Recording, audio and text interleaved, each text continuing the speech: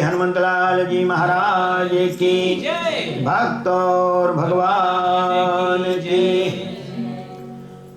परमपिता परमेश्वर सर्वेश्वर के चरणों में प्रणाम करते हुए परम श्रद्धे श्री पंडित जी महाराज मंदिर के सभापति जी महाराज, मंदिर के सभी सदस्यगण, कीर्तन समाज, भजन समाज, आए हुए भगवत चरणानुरागी भक्तगणों, माताओं एवं बहनों, अनंत अनंत सर्वेश्वर अखिलेश्वर परमपिता परमेश्वर के महती कृपा के फलस्वरूप आज कई दिनों से हम लोग भगवान राम जी के इस पवित्र प्रांगण में बैठ करके भगवान का दिव्य दर्शन करते हुए भगवान के मंगलमयी कथाओं का रसास्वादन कर रहे हैं।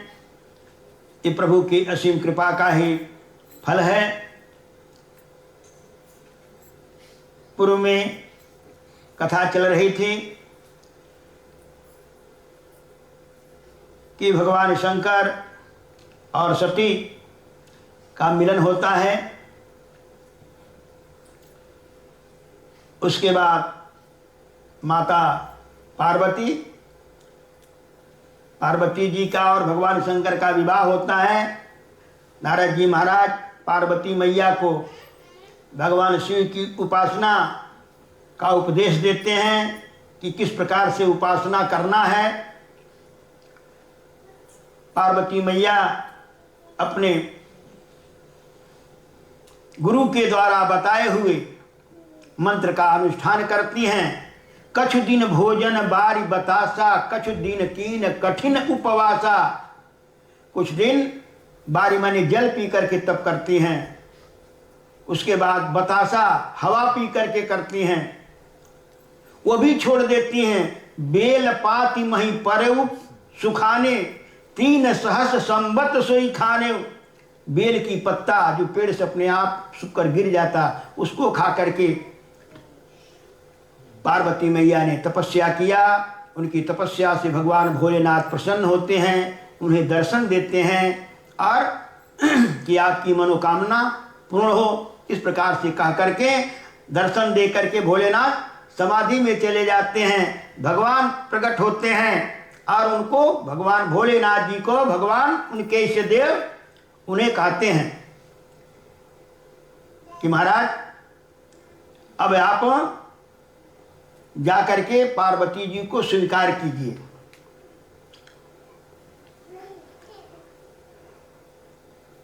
भगवान भोलेनाथ कहते हैं प्रभु यद्यपि मेरा मन अब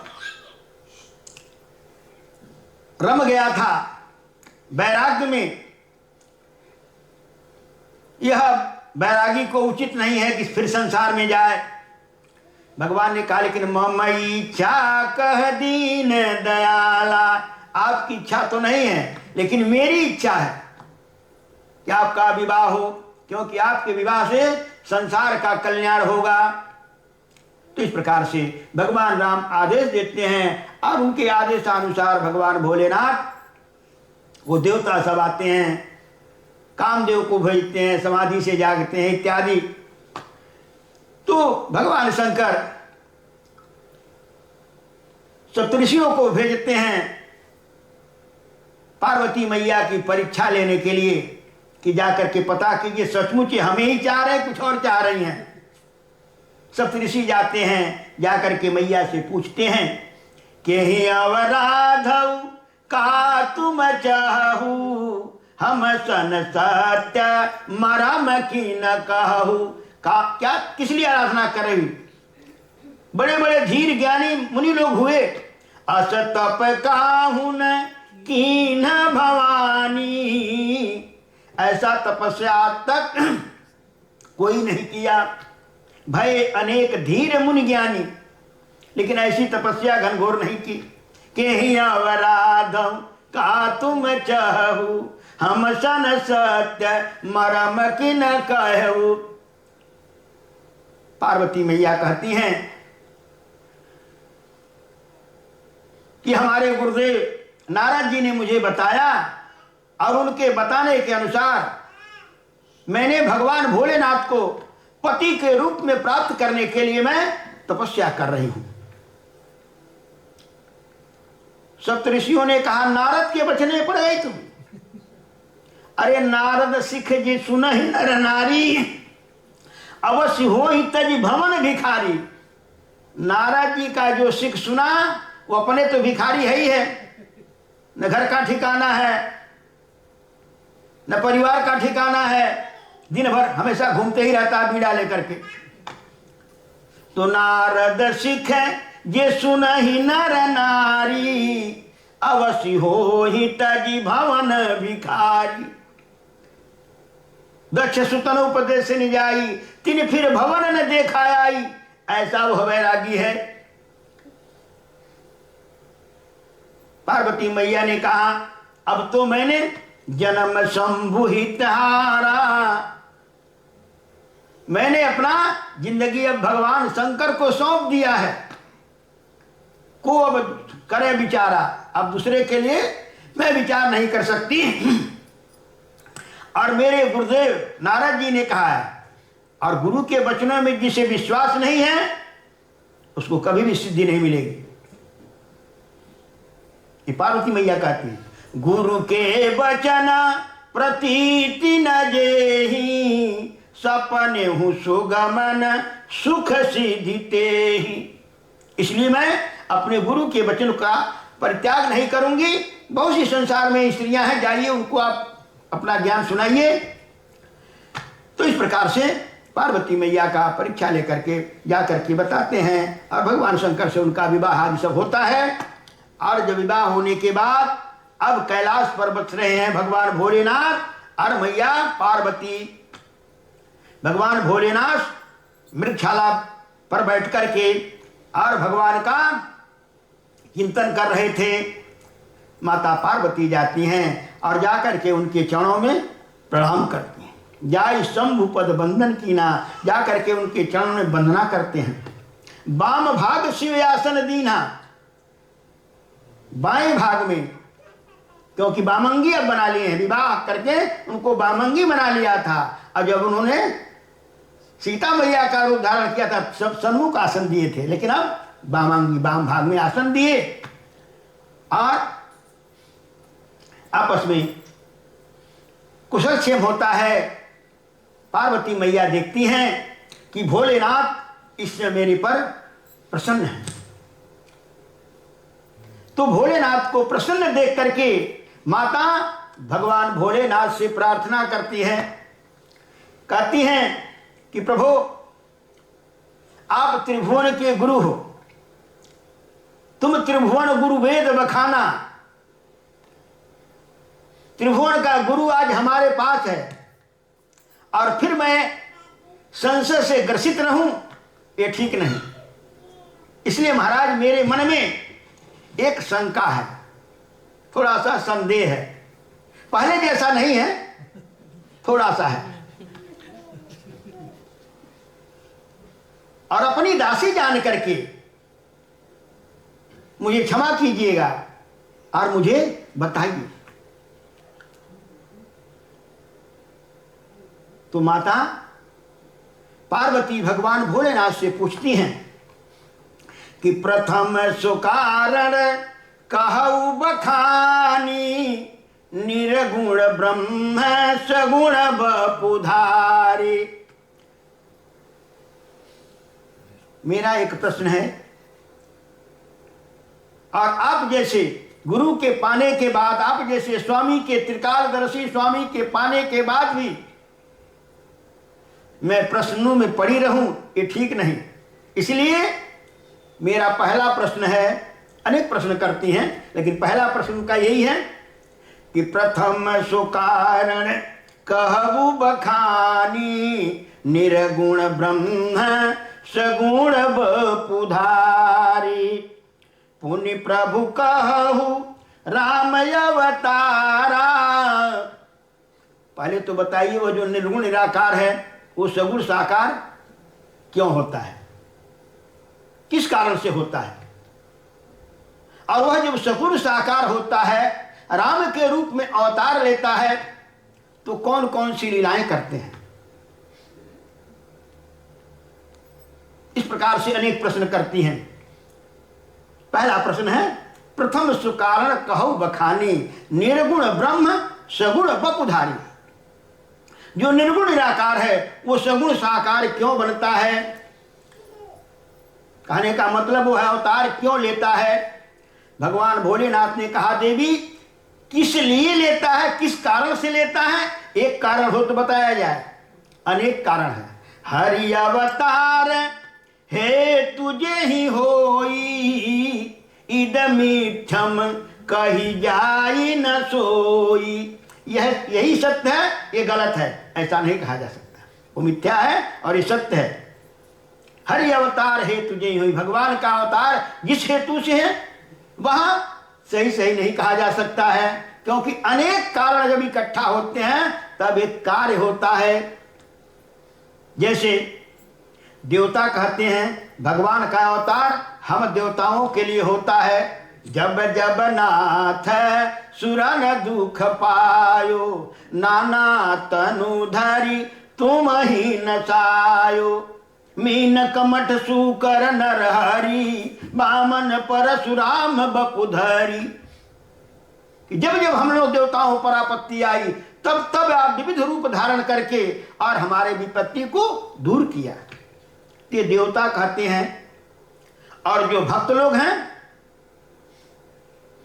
वो क्या कहते हैं? नहीं नहीं, देवताओं के लिए भगवान का अवतार नहीं होता। भगवान का अवतार तो हम भक्तों के लिए होता है। सो केवल भगत नहीं तलागी, धरेऊ देहा प्रणत अनुरागी।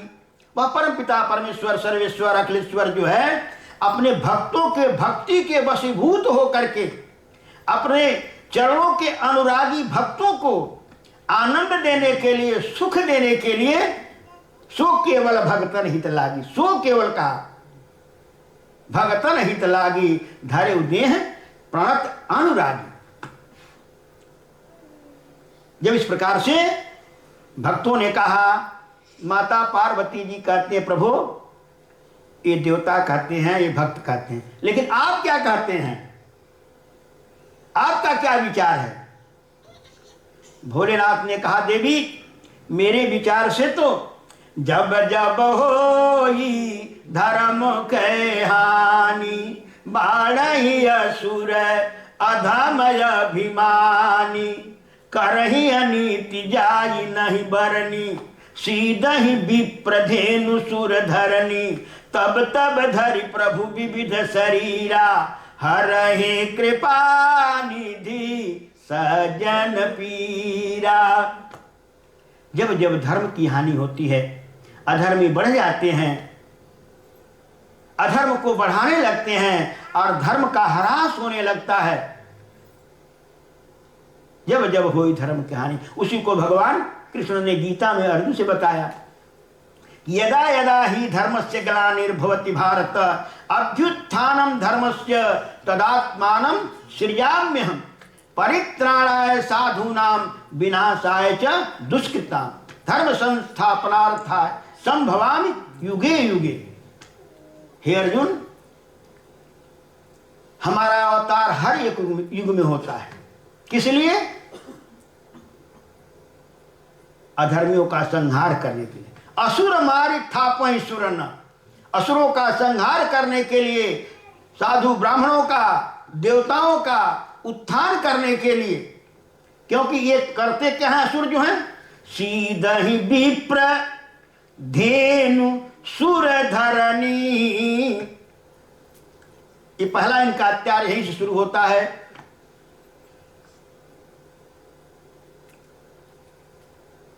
तो क्योंकि धर्म के यही जड़ हैं, और जब इन्हीं को अपना समाप्त करना शुरू करते हैं।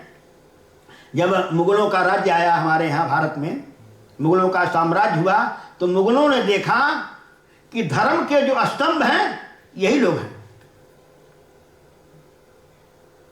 तो औरंगजेब ने शुरू किया साधु और ब्राह्मणों की हत्या करना शुरू, क्योंकि धर्म के स्तंभ हैं यही लोग। ज्ञान दे करके और धर्म के रास्ते पर लगाते हैं, और जब यही नहीं रहेंगे तो लोग भटक जाएंगे। इसलिए डेली औरंगजेब जो था हजारों का वध करके, कहते हैं कई किलो जनेऊ तौल करके तब भोजन खाता था। उसका नियम था कि इतना जब हो जाएगा तब हम भोजन करेंगे। तो कहने का मतलब ये धर्म के स्तंभ हैं। साधु संत ब्राह्मण बैरागी, इसीलिए कहा जाता है कि भगवान का यदि पता पूछना हो तो इनसे पूछिए। साधु संत ब्राह्मण बैरागी ऋषि मुनि बतलावे मुझे, खत लिख दूं भगवान तुझे, गर सही पता लग जाए मुझे। भगवान का पता यदि जानना है तो का इन्हीं से मिलना पड़ेगा। कबीरदास जी ने भी लिखा कि लखा जो चाहो अलख को, इन्हीं में लख ले। अलख को अगर लखना है तो इन्हीं में लख ले। संतन में हरि रम रहे, जस माखन में घी। घी दिखाई नहीं देता है, लेकिन जब उनको हम गरमाते हैं तो घी अलग हो जाता है, और जो मलासी है वो अलग हो जाता है। क्या बोलते खुरचनी। तो इस प्रकार से कहने का मतलब कि जब अत्याचार शुरू होता है तो यहीं से शुरू होता है। सीधा ही विप्र धेनु सुर धरनी, करही अनीति जाई नहीं बरनी। सीधा ही विप्र धेनु सुर धरनी। इस प्रकार से निशाचर जो हैं वह अत्याचार फैलाते हैं। तब भगवान को आना पड़ता है।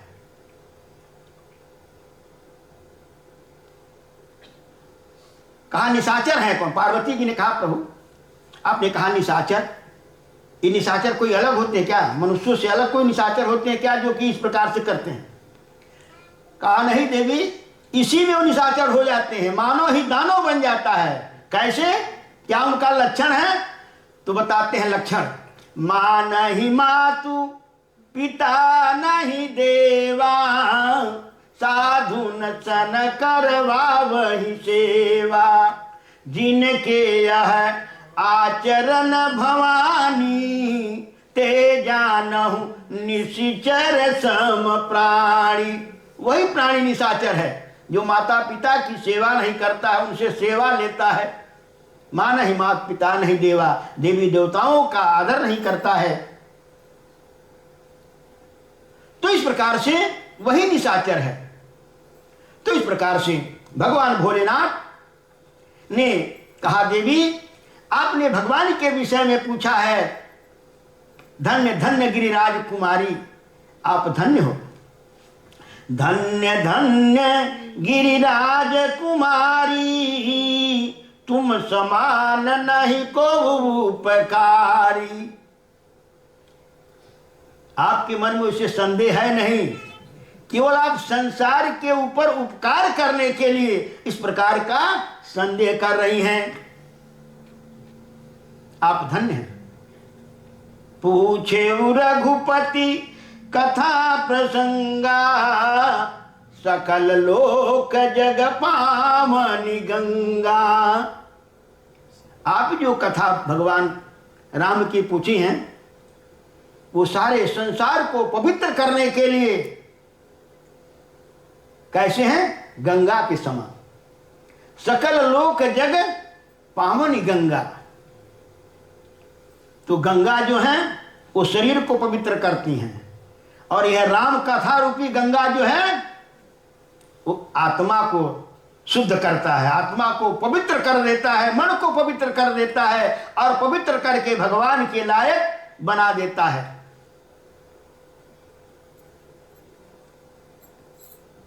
तो कहा आपने यह जो कथा पूछा है, ये कथा जो कैसी है, सारे लोक को पवित्र करने में गंगा के समान प्रभावशाली है।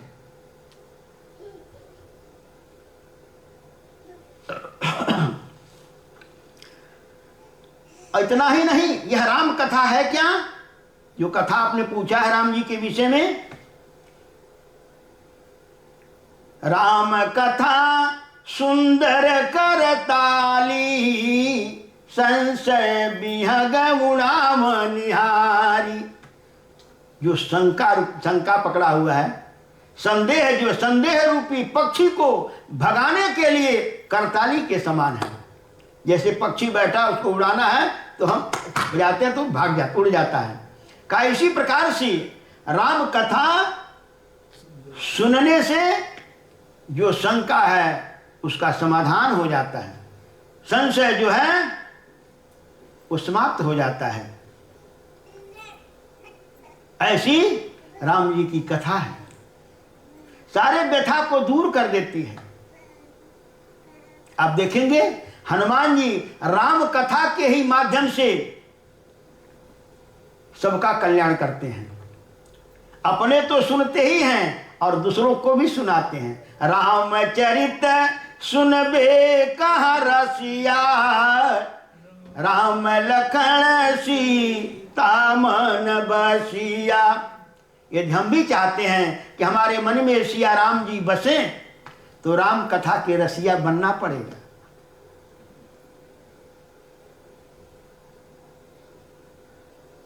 हनुमान जी राम कथा के रसिया हैं, इसीलिए राम लखन सीता मन बसिया, उसमें बसते हैं।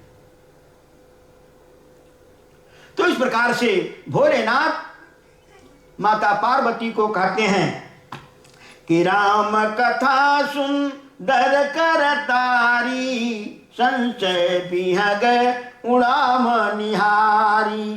राम कथा कलि कपट कुल्हाड़ी, सादर सुनु गिरी राजकुमारी, सादर सुनु गिरी राजकुमारी। सादर माने आदर के साथ सुनो। पहले ऐसा मत कर लेना, पहले बार बेचारी सो गई, इसलिए इस बार कहते हैं सादर सुनो, आदर के साथ सुनो। उस बार तो इनको अनादर हुआ, करे इसे क्या कथा सुनना है, तो हमसे छोटा हमारी पूजा कर रहा है, इसीलिए उन्होंने कथा में आदर भाव नहीं रखा, इसलिए सो गए। अब भोलेनाथ कहते हैं सादर सुनो गिरिराज कुमारी। राम कथा कलि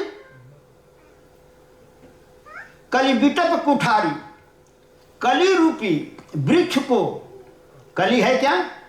पाप पयो निधि जन मन मीना। कली सबके मन में पाप को फैलाता है।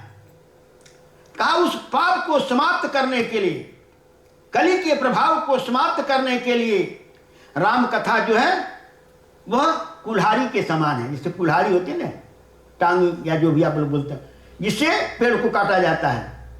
तो कहा कली के दोष रूपी पेड़ को काटने के लिए राम कथा जो है कुल्हाड़ी के समान है।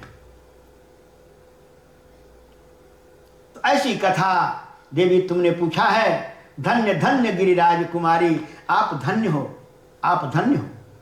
तो इस प्रकार से भगवान शंकर उनकी प्रशंसा करते हैं और फिर बताते हैं देवी भगवान का जो अवतार हुआ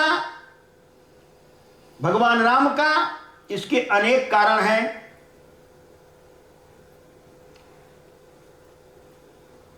एक कारण तो यह है कि भगवान विष्णु के दो पार्षद थे, जिनका नाम जय और विजय था। द्वारपाल हरि के प्रिय दो, जय और विजय जान सबको। जय विजय नाम के दो पार्षद थे बैकुंठ धाम में। पार्वती जी ने कहा तो उनको क्या हो गया? भगवान भोलेनाथ ने कहा देवी एक बार सनकादि को के मन में इच्छा हुई। उनके मन में कभी इच्छा नहीं होती, वो सभी कामनाओं से परे हैं, क्योंकि हमेशा 5 वर्ष के बालक भगवान से वरदान मांगा है कि महाराज हमेशा हम 5 वर्ष के ही बने रहें। क्योंकि 5 वर्ष का बालक जो होता है उसके मन में न तो कोई काम होता है, न क्रोध होता है, न लोभ होता है। और तो इसलिए उन्होंने 5 वर्ष का रहने का मांगा है भगवान से। तो देखत बालक बहुकालीना, देखने में बालक हैं लेकिन बहुत काल के हैं। सृष्टि में सबसे पहले उन्हीं का सृजन हुआ है ब्रह्मा जी के मानसिक पुत्रों में से। तो कहा एक बार उनके मन में कामना जगी कि चल करके प्रभु का दर्शन किया जाए। कामना भी क्या जगी? संसार की कामना नहीं जगी, भगवान के दर्शन की कामना जगी। तो पहुंच गए वैकुंठ में। जब वहां पहुंचे तो जो 2 द्वारपाल थे, जय और विजय, उन्होंने इनको बालक समझा और कहा कहां जा रहे हो? कहा आए हम लोग ब्रह्मलोक से वैकुंठ धाम में वैकुंठाधिपति भगवान का दर्शन करने के लिए। उन्होंने कहा हमारा दर्शन हो गया ना? तुमको हो गया, जाओ। अभी नहीं जाने का है, रोक दिया। बेचारे रुक गए, चलो भाई हो सकता है कुछ काम हो। फिर कुछ देर के बाद फिर चलने के लिए इस प्रकार से 3 बार रोका, उनको नहीं जाने दिया। तो अतिशय रगड़ कर जो कोई अनल प्रगट चंदन ते होई। उनके मन में कभी क्रोध नहीं होता, लेकिन आज बार बार जब रोका गया तो क्रोध आ गया। और क्रोध भी आया तो भयंकर क्रोध आया। श्राप दे दिया, 3 जन्म द्विज वचन प्रमाणा। 3 जन्म के लिए श्राप दिया कि निश्चर जाई हो तुम दो, तुम दोनों जाकर के निशाचर बन जाओ, राक्षस बन जाओ, क्योंकि तुम सब भगवान के धाम में रहने लायक नहीं हो। अरे जीव कैसे जैसे तैसे करके कैसे पहुंचता है भगवान के यहाँ? तुम्हें तो चाहिए उसे ले जा करके भगवान के चरणों में भेंट कराना, और तुम तो भगवान के दर्शन में ही बाधक बन रहे हो। ये तो असुरों का काम है। इसलिए तुम दोनों 3 बार हमें रोका है, जाओ तुम 3 जन्म द्विज वचन प्रमाणा। तो इस प्रकार से तुम जाकर के असुर बन जाओ। तो ऋषियों के श्राप से वह जाकर के असुर बने। भगवान को पता चलता है, अंदर से आते हैं, ऋषियों से क्षमा मांगते हैं, महाराज क्षमा करिए, क्षमा करिए, हमारे द्वारपालों ने आपका अपमान किया, आप क्षमा कर दें, इन्हें क्षमा कर दें। ऋषियों ने भगवान को देखा, उनका सारा क्रोध जो था कपूर की तरह उड़ गया और भगवान के चरणों में गिर पड़े। प्रभु आपके इस दिव्य धाम में आकर के हमें क्रोध आया, मुझे आप क्षमा करिए। भगवान ने कहा आपके अंदर जो क्रोध आया ना, मम इच्छा कह दीन दयाला, मेरी इच्छा से आया है, क्योंकि मैं भी इनको यहां से हटाना चाहता था, और हटाने के लिए अब यही एक कारण था, तभी तो आगे कारज होंगे। और 3 जन्म इसलिए हुआ कि लक्ष्मी जी ने भी एक बार मुझसे शिकायत की थी कि महाराज ये द्वारपाल जो हैं यहाँ रहने लायक नहीं है। वो भी एक बार आ रहे थे, उनको भी रोक दिया था, कभी आप नहीं जा सकती हो। स्वामी हमारे वैकुंठाधीश जब आदेश देंगे तब आप दरवाजा खुलेगा। उन्होंने कहा मैं यहाँ की स्वामिनी हूं, लेकिन उन्होंने रोक दिया। तो उन्होंने जाकर के भगवान से शिकायत किया, प्रभु ये बड़े दुष्ट हो गए हैं, आज मुझे इन्होंने रोक दिया, यहाँ रहने लायक नहीं है। भगवान ने कहा अच्छा चलो समय आएगा देखा जाएगा। और एक बार भगवान को भी देख करके जय विजय अपना हाथ ठोक रहे थे, जैसे हमारे 4 भुजा है वैसे ही 4 भुजा इनके हैं, तो हमारे इनके में अंतर क्या है? अगर 2-2 हाथ होता तो देखा जाता कैसा होता। तो इस प्रकार से भगवान को भी देख करके उन्होंने अपने बाहों को ठोका, इसीलिए 3 जन्म। भगवान ने कहा अच्छा अब तो श्राप हो गया। वो जय विजय भगवान के चरणों में गिर करके, ऋषियों के चरणों में गिर करके गिराने लगे, अब तो श्राप हो गया, लेकिन श्राप अनुग्रह करहु प्रभु, अब इस पर कृपा कीजिए, इनका उद्धार कैसे होगा। तब भगवान ने कहा कि 3 की इच्छा से हुआ है, तो तीनों को इनके उद्धार के लिए 3 जन्म के लिए हुआ है, एक एक जन्म में तीनों को उद्धार करने के लिए चलना पड़ेगा। तो जो सनकादिक ऋषि थे वो पहले जन्म में उद्धार करने के लिए प्रहलाद के रूप में आए। इस शनकादिकों के अवतार है प्रहलाद। तो पहले जन्म में हिरण्याक्ष और हिरण्यकश्यप बने, तो उनका उद्धार शनकादिक जो है प्रहलाद के रूप में आकर के उद्धार का कारण बने। दूसरे जन्म में वही रावण और कुंभकर्ण बनते हैं। तो उस समय सीता मैया लक्ष्मी जी जो थी वो सीता बन करके आती हैं और वह जाकर के उनके उद्धार का कारण बनती हैं। और तीसरे जन्म में भगवान स्वयं कृष्ण के रूप में शिशुपाल और दंत वक्र की गालियां सुनते हैं और गालियां सुन करके उनका उद्धार करते हैं। तो 3 जन्म द्विज वचन प्रमाणा। तो इस प्रकार से भगवान शंकर ने बताया कि राम जन्म के हेतु अनेका, परम विचित्र एक ते एका। एक दो हो तो बतावे, अनेकों हैं। एक बार नारद जी ने हरगणों को श्राप दे दिया कि निश्चय जाय हो तुम दो।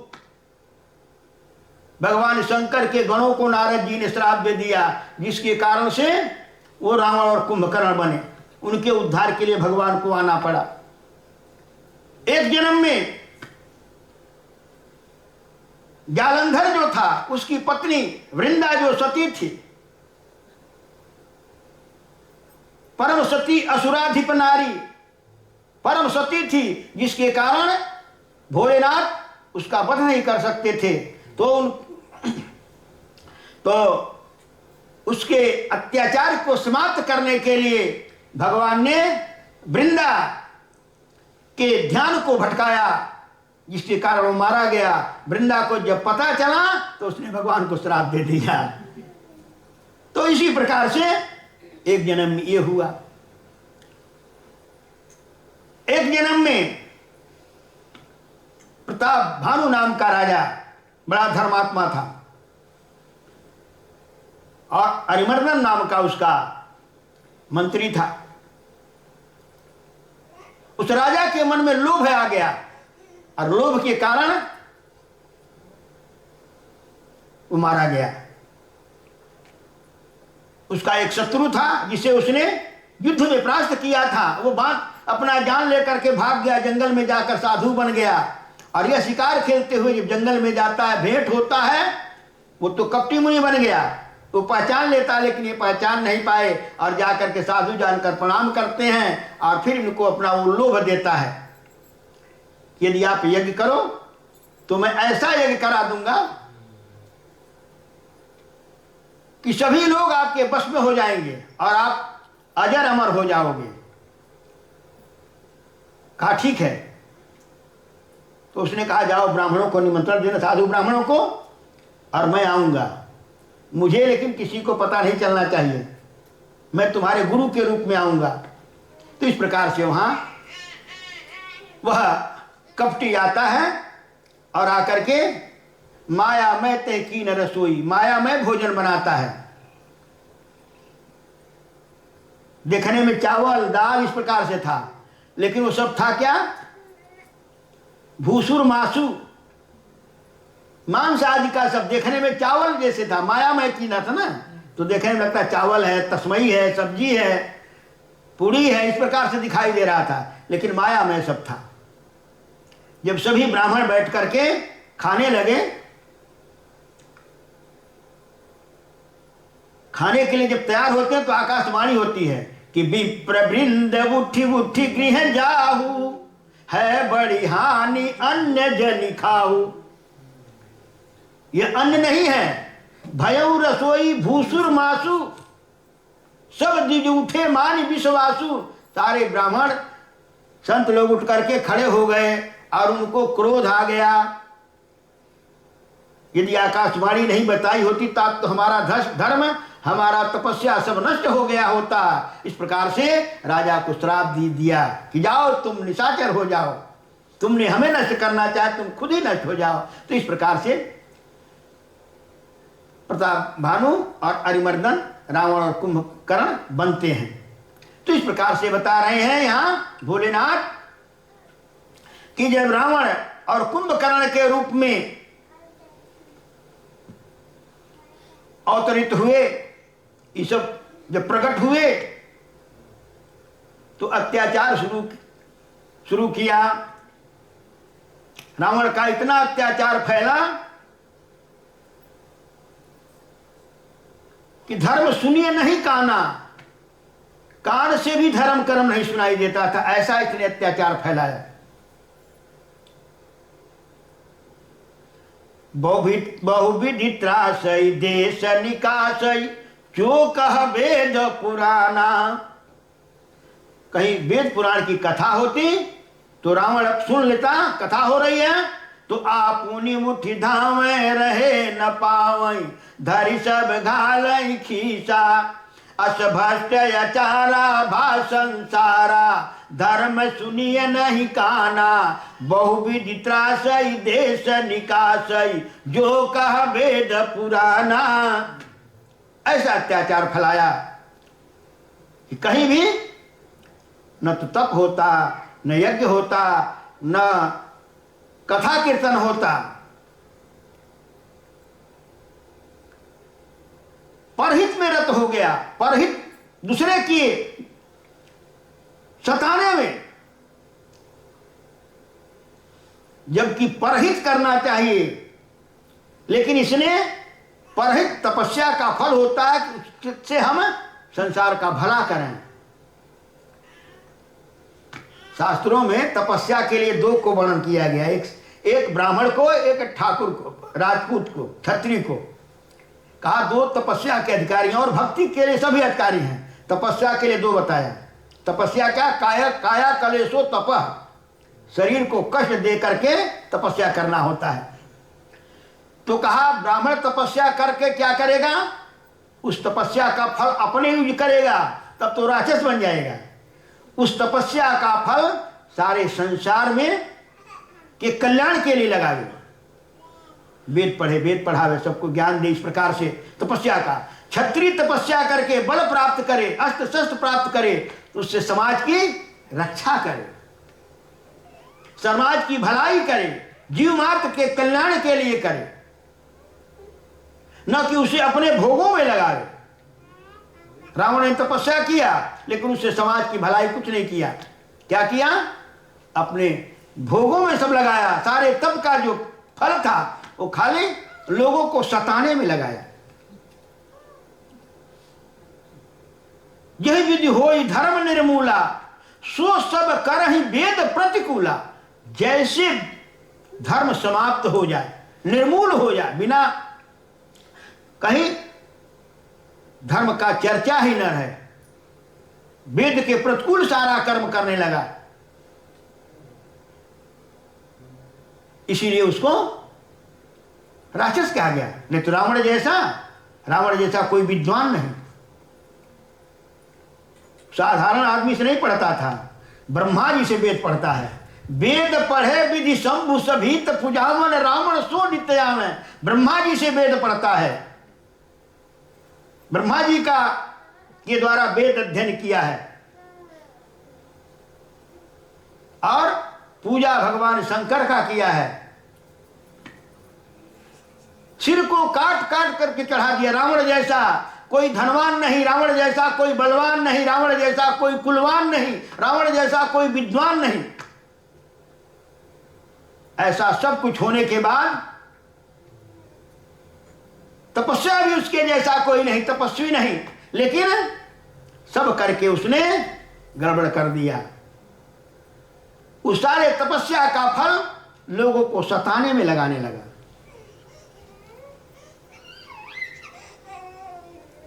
इसीलिए उसको राक्षस कहा गया। रावण को पता चलता है हमारे बड़े भाई के पास सोने की लंका है, क्योंकि सोने की लंका कुबेर जी की थी। विश्वशर्मा ऋषि की दो पत्नियां थी। बड़ी पत्नी जो थी भरद्वाज ऋषि की पुत्री थी, उनसे कुबेर जी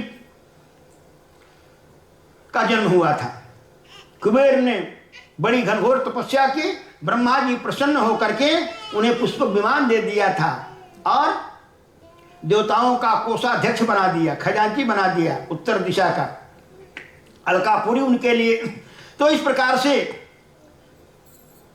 यह जो लंका है सोने की, वर्णन मिलता है कि भगवान शंकर ने पार्वती जी के लिए बनवाया था। एक बार लक्ष्मी जी ने पार्वती जी को अपने बैकुंठ धाम में बुलाया, निमंत्रण दिया। बैकुंठ धाम में गई, जब देखा वहां बैकुंठ का चकाचौंध,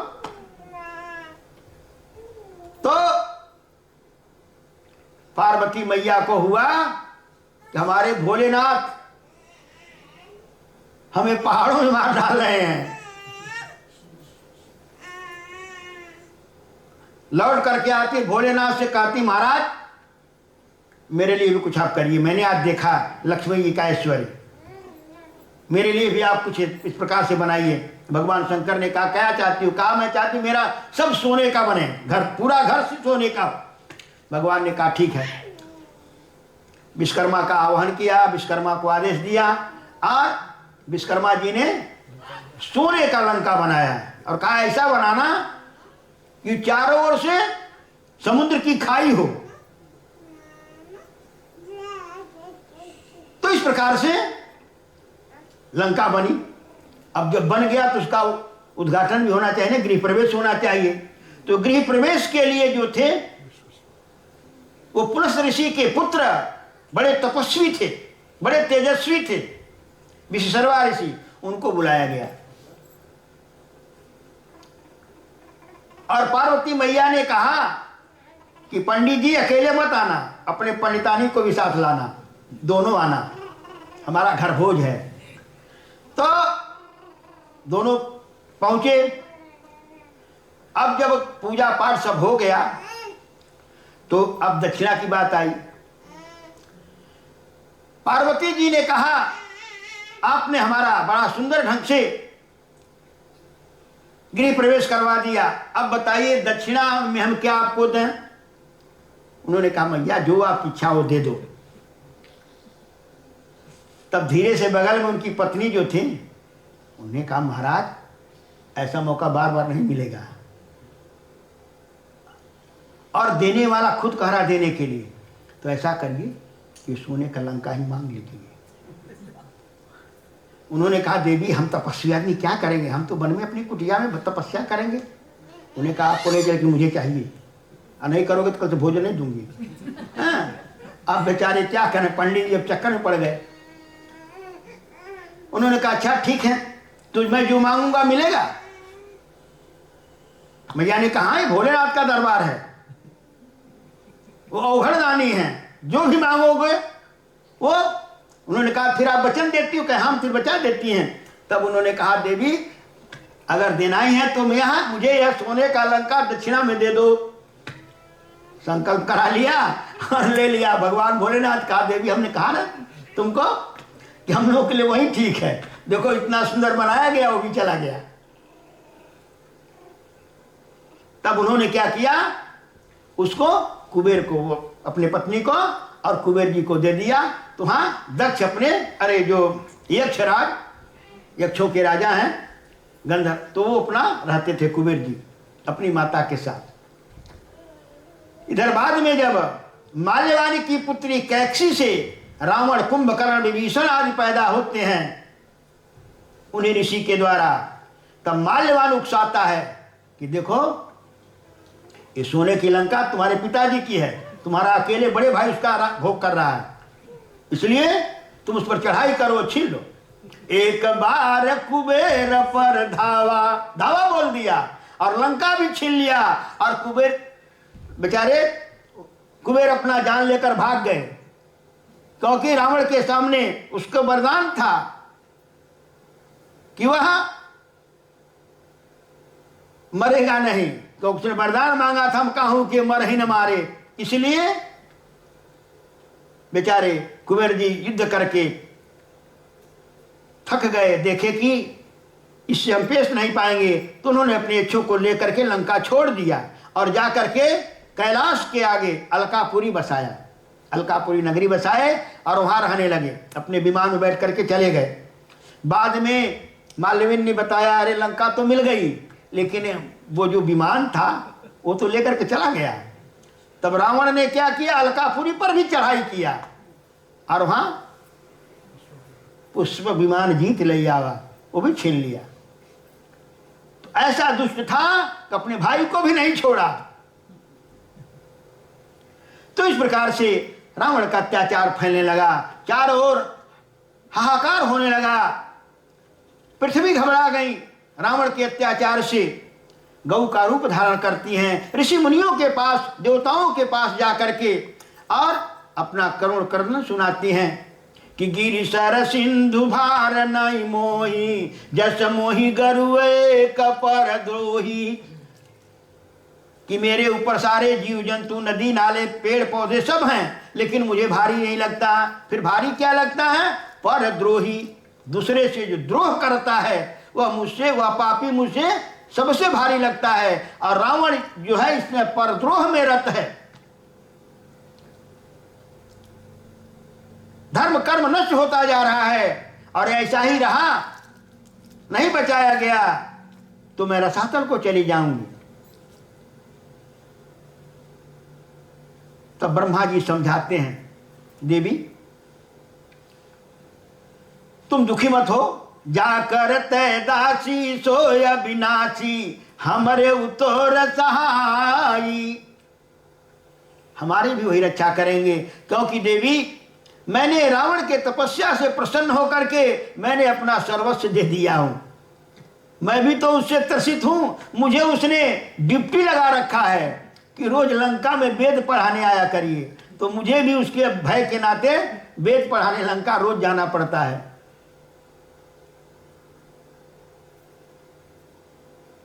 सारे देवता एकत्र होकर के विचार कर रहे हैं कि वो प्रभु कहां मिलेंगे, कि जिनको चल करके हम अपना दुख दर्द सुनावें, हमारे दुख को दूर करें।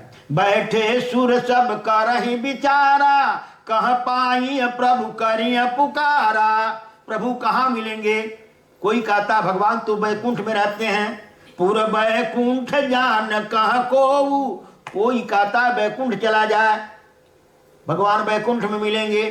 कोई कहता है नहीं नहीं भगवान साकेत लोक में रहते हैं, साकेत चला जा। कोई कहता गोलोक में रहते हैं, गोलोक चला जा। कोई कहता है क्षीर सागर में रहते हैं, क्षीर सागर में चला जाए। इस प्रकार से निज निज मति सब काहू अभाखा, अपने अपने मति के अनुसार सबने बताया। पूर्व बैकुंठ जान कह को कह पै निधि बस प्रभु सोऊ, जाके हृदय भगति जस प्रीति, प्रभु तह प्रगट सदाय हरीति। सबने अपना अपना मत दिया, लेकिन निर्णय नहीं हो पाया कि कहां चला जाए। भोलेनाथ कहते हैं, पार्वती मैं भी उस सभा में उस समय था, उस देव सभा में मैं भी था। सब लोग जब अपना अपना कह चुके, तब अंत में मुझसे पूछा गया, महाराज हम लोग तो देव हैं और आप महादेव हो, आप कुछ बोल ही नहीं रहे हो। शंकर जी कहते ते ही समाज गिर जा मैं रहू, अवसर पाई बचन एक कहू। जब मेरा अवसर आया तो हमने कहा कहीं आने जाने की जरूरत नहीं है। हरि व्यापक सर्वत्र समाना, प्रेम ते प्रगट होई मैं जाना। प्रभु तो सर्वत्र है। देवताओं ने कहा तो ऐसा प्रभु हमें नहीं चाहिए जो देख रहा हम पिटा रहे हैं और हमारे लिए कुछ नहीं कर रहा है। हमको तो ऐसा प्रभु चाहिए जो प्रकट हो और हमारे दुख को देख सुने और उसको दूर करने का उपाय करे। ये निर्गुण निराकार से हमारा काम बनने वाला नहीं है। हमको तो सगुण चाहिए, प्रगट चाहिए। भगवान भोलेनाथ ने कहा वो प्रगट भी होता है, उसका प्रकट करने का उपाय है। अग जग में प्रभु रहत विरागी, प्रेम ते प्रगट होई जी मियागी। जैसे अग्नि सब जगह है, एक पत्थर में मारिए वहां से भी चिंगारी निकलेगी। लकड़ी है, उसको घर्षण कीजिए अग्नि प्रकट हो जाएगी। तो कहा जब हम घर्षण करेंगे, अग्नि है लकड़ी में लेकिन वो दिखाई नहीं दे रही है, उसको प्रकट करना तो घर्षण करना होता है। अरण्य मंथर का वो अग्नि प्रकट हो जाती है। भगवान शंकर ने कहा उसी प्रकार से जो निर्गुण निराकार है उसको प्रकट करने का उपाय है कि अपने हृदय को एक लकड़ी बनाओ, एक लकड़ी उसके नाम का बनाओ और दोनों को घर्षण करो। प्रेमत प्रकट होई मैं जाना, तो वह प्रेम से जब रगड़ करोगे तो प्रकट हो जाएगा।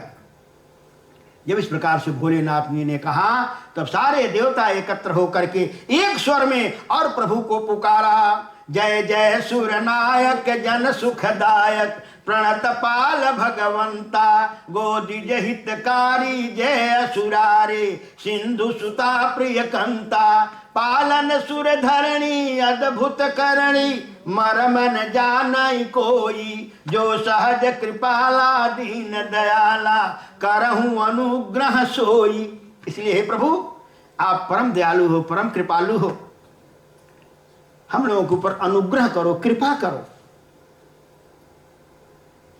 जय जय अविनाशी सब घटवासी, आप सब घट में वास करते हैं, माया मोह परे हैं, लेकिन हम आपको माया मोह के नगरी में बुला रहे हैं, इसलिए कृपा करो।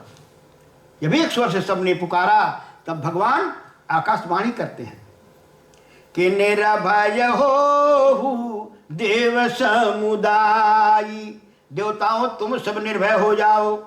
देवताओं ने कहा प्रभु कैसे निर्भय हो जाए, जब तक कि रावण है, रावण का समाज है, रावण के अनुयायी हैं, तब तक हम कैसे निर्भय हो जाए। भगवान ने कहा उसके लिए मैं आ रहा हूं, तुम ही लागी धरिया नर बेसा, आप लोगों के लिए मैं मनुष्य के रूप में आ रहा हूं।